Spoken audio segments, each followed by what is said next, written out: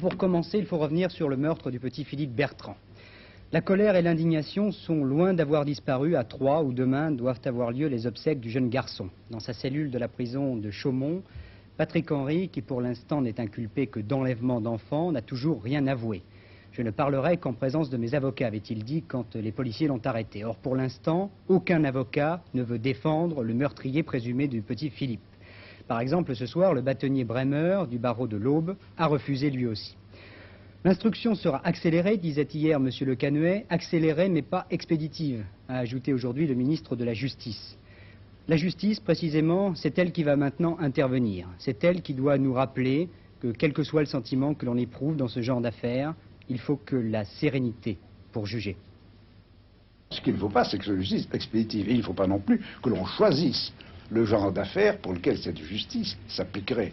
Pas de justice expéditive, une justice, je ne dirais même pas une justice rapide, car le mot rapide laisserait penser qu'il peut y avoir une justice lente, mais une justice qui s'en tienne à l'essentiel et qui, dans des délais raisonnables, puisse amener l'inculpé à répondre de son crime.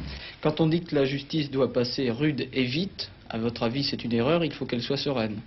Il faut qu'elle soit sereine, elle peut être sereine tout en étant rude. Ça, c'est une question d'appréciation. Je ne me mets pas à la place. Ce qu'il faudrait surtout, c'est que tous, journalistes, citoyens, nous pensions qu'il y a des hommes qui ne savent même pas que seront eux qui seront choisis dans quelques mois par tirage au sort pour juger un criminel qui a commis un crime particulièrement horrible.